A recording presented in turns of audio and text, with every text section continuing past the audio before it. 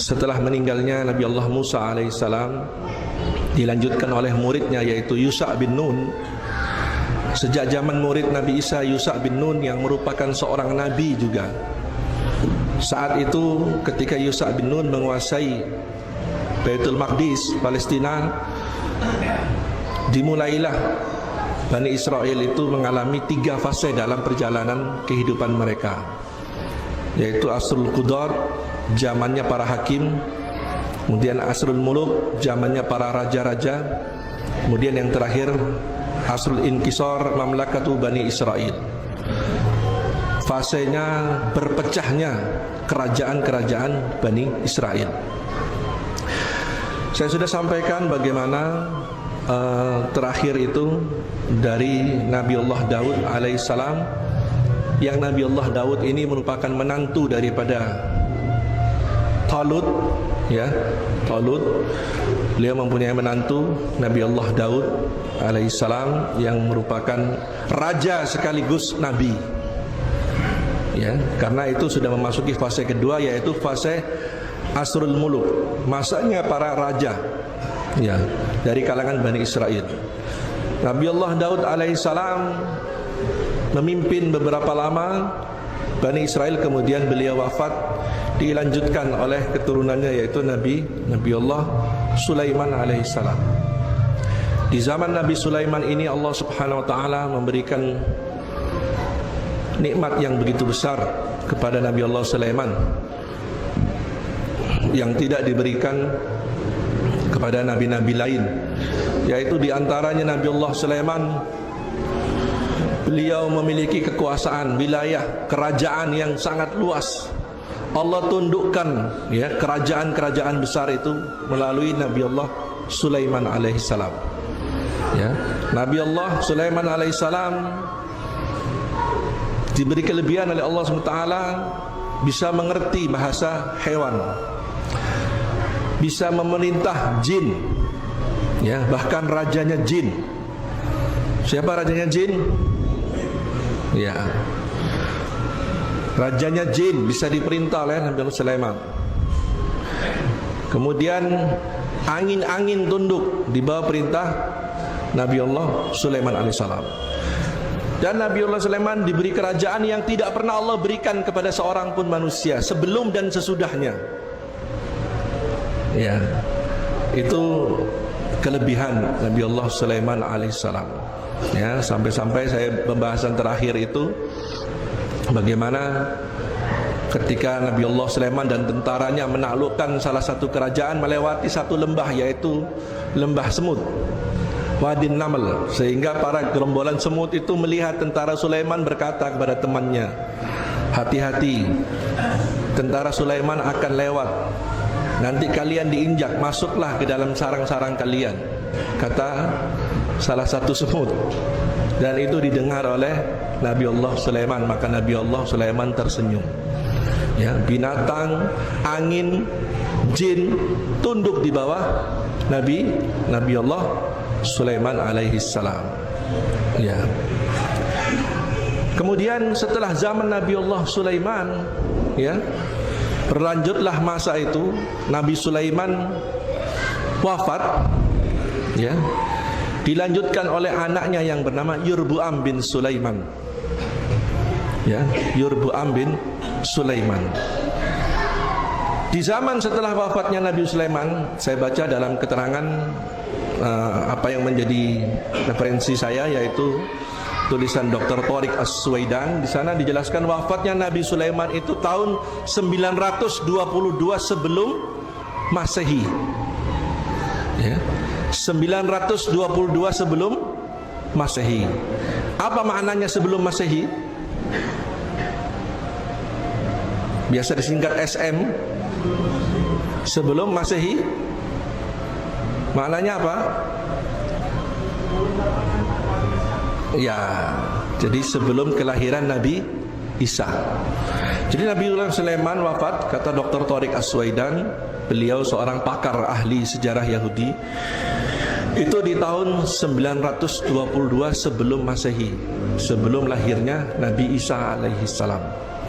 Nah, setelah wafat Nabiullah Sulaiman diteruskan oleh anaknya Yerbuam, masa inilah masa paling parah. Ya,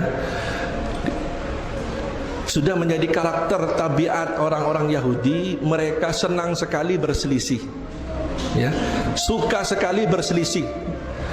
Dengan siapa mereka berselisih? Sesama kaumnya.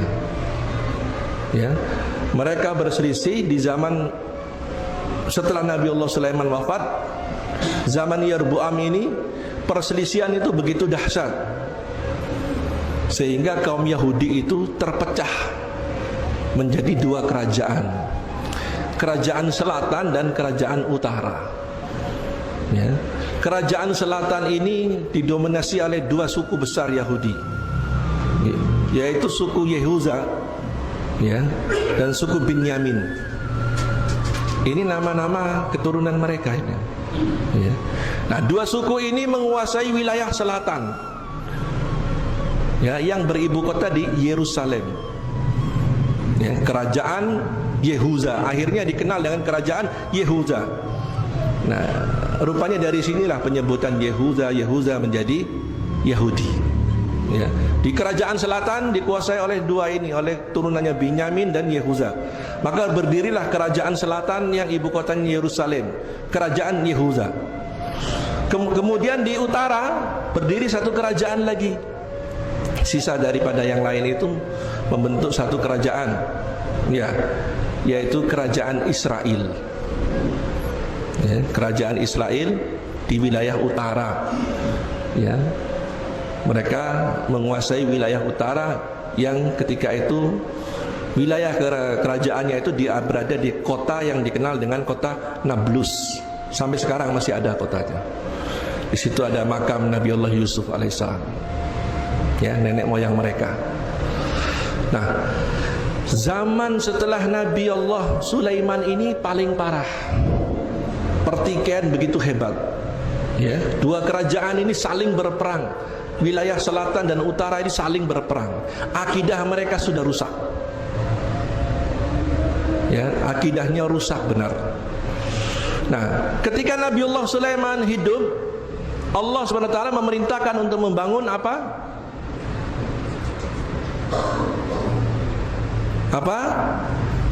Baitul Maqdis. Ya, diperintahkan untuk membangun Baitul Maqdis. Ya, ini dijelaskan dalam Qisahul Anbiya. Di zaman Nabi Sulaiman dibangunlah, ada dua bangunan yang dibangun ketika itu, Baitul Maqdis. Satu bangunan induknya Baitul Maqdis. Itu dijelaskan bahwa banyak para nabi itu di situ menjadi tempat masjid mereka, tempat beribadahnya mereka. Ya, saya sudah jelaskan jumlah nabi-nabi itu banyak sekali, ya. Yang kita kenal cuma 25 nabi dan rasul. Nah, kemudian membangun satu bangunan lagi di dekat Baitul Maqdis ini. Yang bangunan itu sekarang dikenal orang dengan kubah kuning. Kalau sekarang, ya. Nah, bangunan yang satu lagi ini khusus dibangun oleh Nabi Sulaiman untuk Nabi Sulaiman sendiri. Ya, untuk Nabi Sulaiman sendiri, tempat beribadahnya Nabi Sulaiman, pribadi Nabi Sulaiman.